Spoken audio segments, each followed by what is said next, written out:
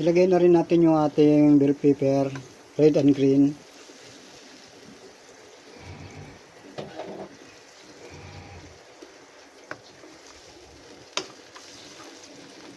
Sa inyo mga papi, kung gusto nyo mga ganitong luto, pag-subscribe lang po dito sa Papi Cooking TV.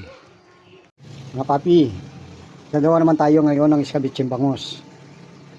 Ito yung bangus natin. At ito yung gulay. At ito yung mga panggisa natin. Magpainit muna tayo ng mantika. At iprito muna natin yung ating bangus. Lagyan na natin yung bangus habang medyo malamig pa yung mantika. Dahil pag mainit niya, magpakalsika na yan.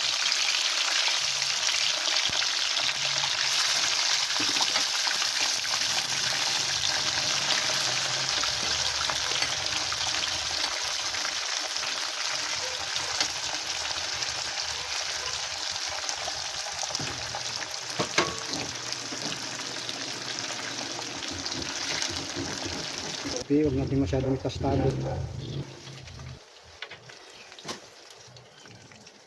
At ito na mga papi, naiprito na natin yung ating bangus. Ngayon mga papi ay gisa naman natin yung ating mga ricado.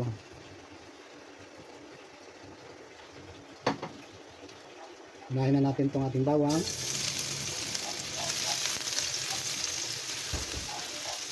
At isunod na natin yung ating sibuyas. Ilagay na rin natin ang ating ginger, tuloya.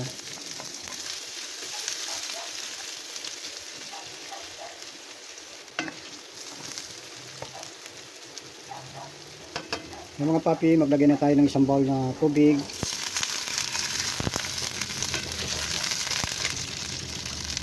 Timplahan na natin ang tuyo,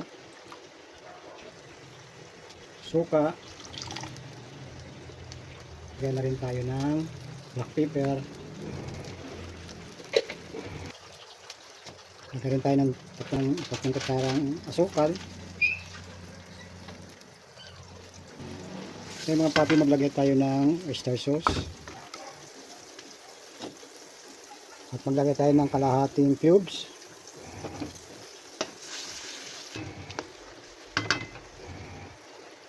Ilagay na rin natin yung ating bell pepper, red and green.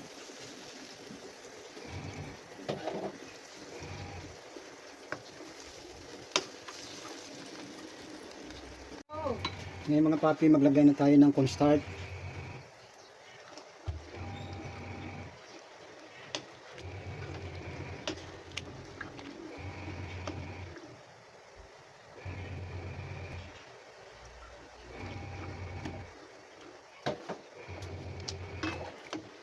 At ilagay na natin yung ating mga bangus.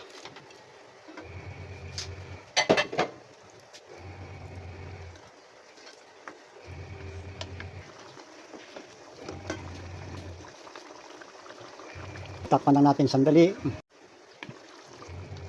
At ito mga papi, luto na itong ating iskabitseng bangus.